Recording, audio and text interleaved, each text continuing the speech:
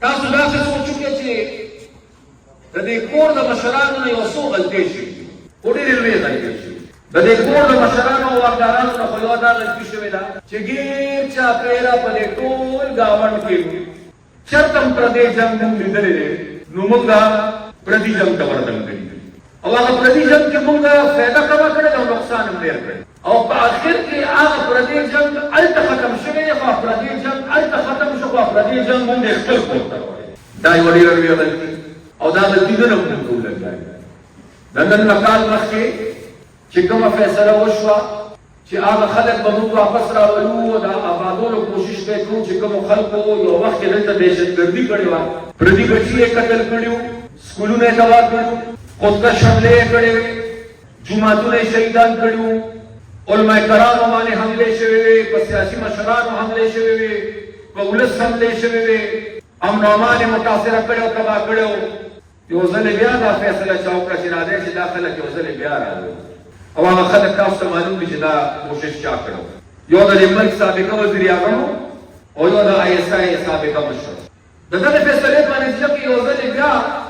هغه اور چې زموږ په دې وطن بلېدلو هغه اور بیخي مړ و ختم و او هغه اور چې کوم دی د هغې په شدت کې کمې راغله دغې یو غلطه فیصلې سره موږ دا ولیدل چې د هغه اور په شدت کې یو ځل بیا اضافه وشو تاسو د خدای ساتي خو تاسو به کتلي چې په دې تېرو څو میاشتو کې مجبوراً په سوات کې خلک په خپله احتجاج لپاره راووتل نورې ټولې جنډې یو ډک ته کېښودلې او سپینې جنډې سره راووتل په دې یره چې بیا یو پردی جنګ پرې مسلط کېده او په سوات کې راووتل په ډېرو علاقو کې پښتانه راووتل په دې یره چې یو ځل بیا په یو پردي جنګ کې د پښتنو بچي به قرباني نو یو خو ما دا وی چې یو د دې کور واکدارانو او مشرانو دا غلطي کړې ده چې ټول عمر په پردو جنګونو کې موږ برخه اخیستې ده او ټول عمر موږ پردي جنګونه خپل کور ته راوړي دویمه غلطي څه شوې ده دویمه غلطي دا شوې ده چې سیاسي خلک د سازشونو لپاره استعمال شوي دي دا ملک چې جوړ دی نو د دې لپاره یو آئین هم جوړ دی آئین د دې لپاره دی چې دا ملک د آئین مطابق وچلېږي د قانون مطابق وچلېږي خو هر کله چې په دې ملک کې یا د آئین خلاف سازش شوی دی یا د جمهوري نظام خلاف سازش شوی دی نو اکثر موږ دا لیدلي دي چې د یو سیاستدان د بل سیاستدان خلاف استعمال شوی یو سیاستدان بل سیاستدان خلاف استعمال شوی دی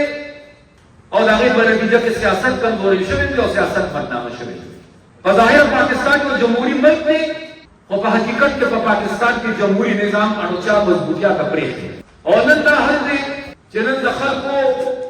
په سیاست هم اعتماد پاتې نه شو په سیاسي مشرانو هم اعتماد پاتې نه شو درېیمه غلطي دا شوې ده چې دا کور د پاکستان دا زموږ د حیثیت د فقیرانو او موږ ژوند کړی دی د باچاهان آمدن هم روپۍ ده او خرچه هم 100 روپۍ ده او چې کله هم ستا آمدن روپۍ او خرچه دې 100 روپۍ وي نو ټول عمر هغه کور اول اخر په قرضو کې ډوبېږي همدغه حل زمونږ دی چې دا کور هم نن په قرضو کې ډوب دی او دا کور دومره په قرضو کې ډوب دی چې اوس د زړو قرضو د سود په ورکولو لپاره موږ سره پیسې نشته نو د زړو قرضو د سود ورکولو لپاره اوس موږ نورې قرضې اولو چې موږ پرې د زړو قرضو سود ادا او د دې لپاره د ما په خیال د پاکستان د جوړېدو څه د پاسه جوړې 15 بیا کال وشو ټول ذمهوار دي خو څوک لږ ذمهوار دي او څوک ډېر ذمهوار او زه به د حساب کتاب په بنیاد ووایم زه د ټولې پښتونخوا د پاکستان قرضه نه بیانوم دلته ټول پښتانه ناست یا زه به د پښتونخوا قرضه بیانوم 2013 کې چې کله ما حکومت پرېښوده نو د ټولې پښتونخوا قرضه د 1947 نه واله 2013 پورې څه کم 100 ارب روپۍ 100 ارب روپۍ 15 کاله د پرویز خټک او خدای دې وبخښي 4 کاله د محمود خان چې محمود خان حکومت پرېښوده او د پی ټی آی 9 کاله دور اقتدار ختمېده نو د پښتونخوا قرضه 1000 ته رسېده 1000 ارب روپۍ اوس په خپل اندازه وپیدا چې دا کور قرضداري شوی دی او په قرضو کې ډوب شوی دی نو د ټول نه لوی ذمهوار او ګناهګار د دې لپاره څوک او بیا چې کمال دا دی چې هغه یو خو فلحال لا خپله خبره ځکه نشي کولی چې دې وخت کې جیل کې غالبا 804 نمبر یې ولا ورکړی دی نو دا هغه خبره خو لا فلحال نه کېږي هغه خو لا جیل کې دی خو پرویز خټک او محمود خان دا وایي چې یاره موږ عمران خان پېژندلی نه دا خو ډېر خطرناک سړی دی او ډېر نقصان یې ملک ته ورکړ موږ دې پېژندلی نه ځکه موږ د سره ملګري شوي او بیا پرویز خټک دا وایي چې ما وزارت پرېښود او زه د سره ملګري شوم دا یې ما ورځ چرته تقریر اورېدلی چې ما وزارت پرېښود او زه د سره ملګري شوم د څه لپاره چې پاکستان بهترۍ اړخ ته لاړ شي چې دې پاکستان تقدیر بدل کړي یو نوی پاکستان جوړ کړي هغه خبرې چې کوم کې به 1 کروڑ نو کړی غالبا 50 لکه پکې کورونه او خدای خبر څومره ارب روپۍ به راوړلې او 350 ډالر ورکړي روپۍ نه وی دومره ډالر دومره ارب ډالر به د په مخ باندې نو دومره ډالر به په دې باندې نو ماجواله رخصه دا کړم واپس واله نو زه پرویز خټک سے تر دومره وایم چې پرویز خټک سے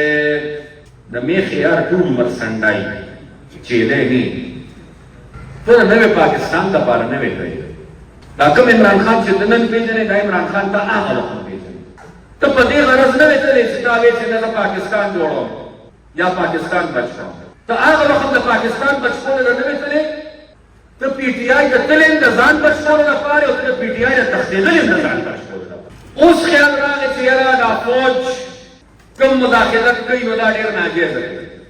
نو زه د 804 نه تپوس کوم چې دا راته ناجیزه ښکاري نو دا په 2018 کې چې د ماښام د مونځ ستاره بکسې ډکېدلې د پیریانو په اور نو هغه وخت د هغه ناجیزه نه ښکاري دا د جهانګیر ترین په جاز کې چې پاکستان د کوم وخت د آزاد ممبران تاسو سره شاملول هغه وخت د هغه ناجیزه نه ښکاري دا ستا لپاره چې په نورو خلکو بې ګناه کیسونه جوړېدل او هغه جیلونو ته تلل سره د توسر نو هغه ته ناجیزه نه ښکارېدل دا ستا کرسۍ چې مضبوطول او تا له کرسۍ درکول او تا له اقتدار درکول نو هغه جایز و ته په دې د ناجیزه وزیر اعظم کړې هغه ډېره ښه خبره وه هغه جایزه خبره وه او چې ستا د بچکورو نه انکار وکړو نو بیا هغه خبره ناجیزه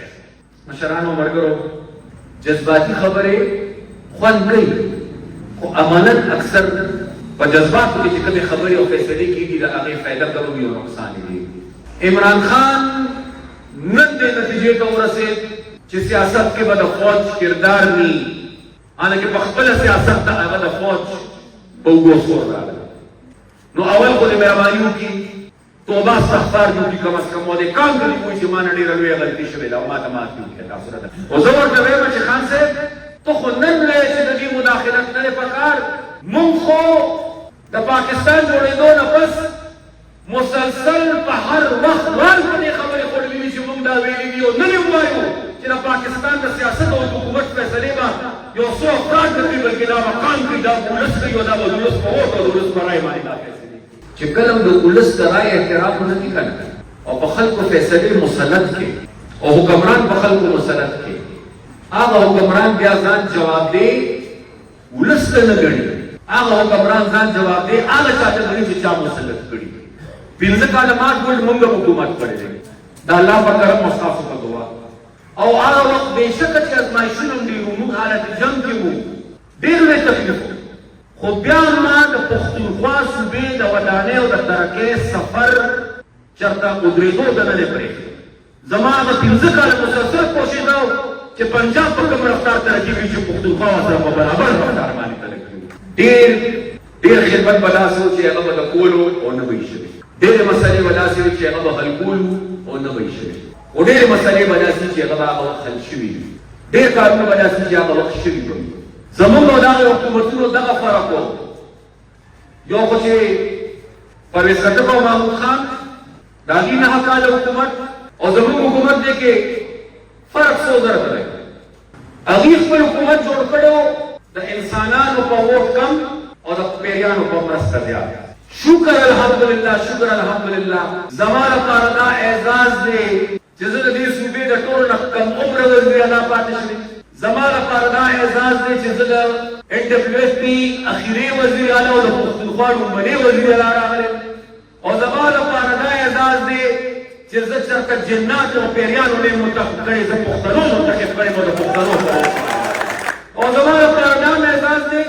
چې ما د بل چا د مفاد جنګ نه کړی ما د پښتون د مفاد جنګ کړی ما د ذات جنګ نه کړی ما د قام جنګ کړی ما اسلام آباد نه ما وروړی خو ما خپل کور ته نه وروړی ما اسلام آباد نه پښتنو حق وروړی او حق مې په پښتنو باندې او اوس تاسو په خپله سوچ وکړئ چې هغه پنځه کاله په کوم رفتار مونږ ترقي کوله که دا 13 کاله مونږ ته پاتې وي نو نن به مونږ کوم ځای ته رسېدلي دا سوچ او دا اندازه تاسو په خپله وکړئ